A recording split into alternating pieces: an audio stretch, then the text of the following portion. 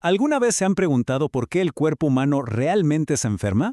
Casi siempre vemos a los síntomas como si fueran, no sé, un error del sistema, una falla aleatoria de la naturaleza. Pero, ¿y si le diéramos la vuelta a esa idea por completo? Bueno, en el análisis de hoy nos vamos a sumergir en una metodología súper interesante llamada pensar biológicamente. Y ojo, que esto es un cambio de paradigma total. Las fuentes que estamos desglosando hoy proponen que las enfermedades no son errores al azar, sino adaptaciones biológicas, respuestas altamente lógicas y, básicamente, soluciones de supervivencia de nuestro propio organismo. Para entender bien de qué va todo esto, nuestro desglose de hoy tiene 5 puntos clave. 1. El sentido biológico. 2. El origen o bioshock. 3. La decodificación a través de la mayéutica. 4. La epigenética y el vínculo transgeneracional. Y 5. El microquimerismo fetal. Empezamos con el punto número 1, el sentido biológico o el propósito detrás del síntoma. Hay una frase en nuestra fuente que literalmente establece la base de todo esto. Dice, el mundo no tiene sentido en sí mismo, tiene el sentido que le damos. Y es poderosísima porque esta metodología parte de la idea de que nuestra percepción y cómo interpretamos nuestras emociones moldean directamente nuestra realidad biológica. O sea, no es el evento de afuera lo que impacta al cuerpo, sino cómo lo vivimos por dentro, el significado personal que le ponemos a esa experiencia. Y eso nos lleva a definir qué es exactamente esto del sentido biológico. Los textos lo describen como una especie de inteligencia automática que ya está memorizada en nuestras células.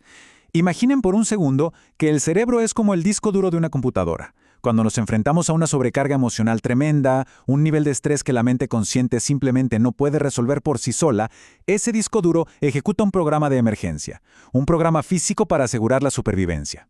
Bajo esta lupa, la enfermedad es ese tiempo extra de adaptación. El cuerpo siempre busca el equilibrio, así que el síntoma no está ahí por accidente, tiene una utilidad real, un ¿para qué? Para ponerlo en perspectiva, hablemos de algo súper común, las alergias. La medicina tradicional suele decirnos que el cuerpo simplemente se está equivocando, ¿verdad? Que está reaccionando de manera exagerada ante algo inofensivo como el polen o un alimento. Pero al pensar biológicamente, esa alergia no es un error para nada, es un sistema de alarma impecable. Imagínense que en el pasado, el cerebro de esa persona asoció ese alérgeno con un momento de peligro extremo o una separación muy dolorosa. Hoy, el cuerpo activa el síntoma alérgico para alejar a la persona de eso que a nivel subconsciente todavía representa un trauma profundo. Pasamos a la sección 2, el origen, o lo que se conoce como el bioshock, el detonante emocional. Entonces, ¿cómo arranca todo esto? Con el bioshock, también llamado síndrome de Dirkhammer. Y aquí hay que ser muy específicos, porque la documentación aclara que no cualquier día triste va a causar una enfermedad. Para que el cuerpo lance este programa biológico de emergencia, el impacto tiene que cumplir ciertos requisitos.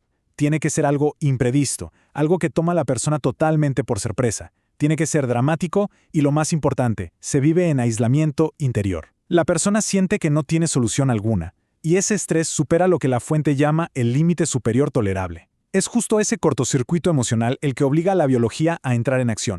Y bueno, todo este proceso ocurre rapidísimo, en una fracción de segundo. Es literalmente como cuando salta un fusible. Primero llega el golpe, el bioshock.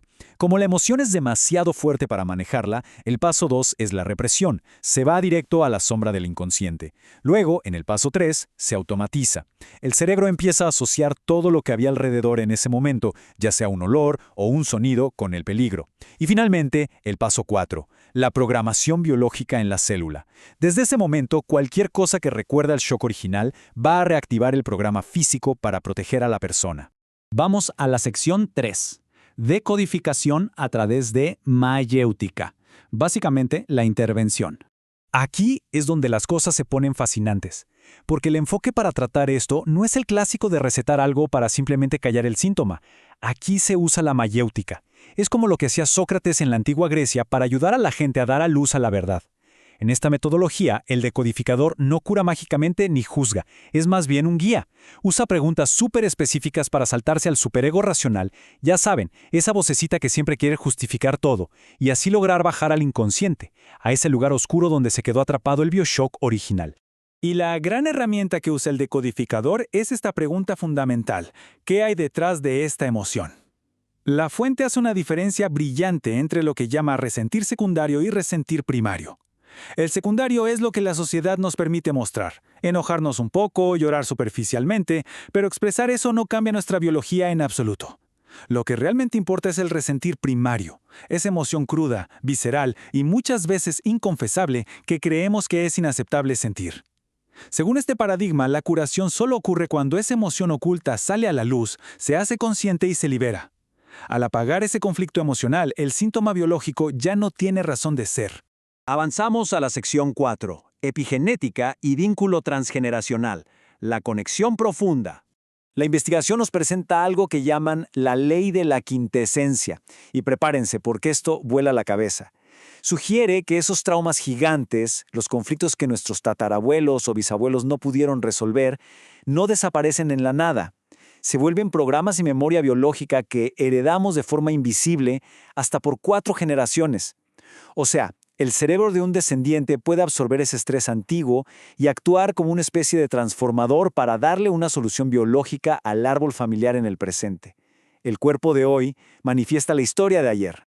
Pero ojo aquí, esto no es para nada un mensaje pesimista, de hecho es súper empoderador. A diferencia del determinismo genético que nos dice, bueno, nuestros genes son nuestro destino y estamos condenados por el ADN familiar, la epigenética que plantea este modelo nos dice otra cosa. Nos dice que el entorno y sobre todo cómo lo percibimos es lo que dicta cómo se expresan esos genes. Como dice el texto, somos libres, podemos reprogramarnos. Al iluminar con conciencia esas memorias dolorosas, tenemos el poder absoluto de reescribir nuestro propio cableado celular. Y así llegamos a nuestra última sección, la número 5, el microquimerismo fetal, la prueba biológica de esta conexión. Para entender esto a nivel microscópico, hablemos del microquimerismo fetal. Desde la segunda semana de embarazo, hay un intercambio constante de células entre la madre y el feto a través de la placenta. Pero la cosa no queda ahí. Ese bebé puede llegar a albergar células de sus hermanos mayores o hasta de la abuela materna, porque esas células seguían vivas en el cuerpo de la mamá. Básicamente, esto significa que la humanidad comparte, de manera literal y física, pedacitos vivos entre generaciones enteras durante décadas. Y los lugares a donde viajan estas células no lo van a creer. Una vez que pasan el sistema inmunológico, se instalan en órganos vitales de la madre de forma permanente. Se han encontrado células del bebé, literalmente, latiendo en el corazón de la mamá, viviendo en su cerebro, en sus pulmones y en su médula ósea. Es una red física de conexión biológica que dura toda la vida. Y esto cierra el círculo perfecto con el sentido biológico del que hablábamos al principio. ¿Por qué están ahí esas células ajenas? Pues la ciencia ha observado que actúan como células madre. Su único propósito es sanar. Promueven la supervivencia de la madre, reparan tejidos dañados e incluso la protegen contra ciertas enfermedades. Otra vez, no es un error anárquico de la naturaleza, es la biología adaptándose de la manera más lógica posible para garantizar que la vida continúe. Entonces, para cerrar este análisis, les dejo esta reflexión monumental basada en todo lo que vimos hoy. Si nuestros cuerpos no son solo máquinas aisladas, sino ecosistemas que llevan físicamente células vivas de nuestra familia, y si nuestros síntomas son respuestas a emociones no resueltas, ¿qué historias ocultas, qué miedos o resentimientos de nuestros ancestros podrían estar intentando encontrar una solución a través de nuestra propia biología el día de hoy? Definitivamente, es algo para quedarse pensando.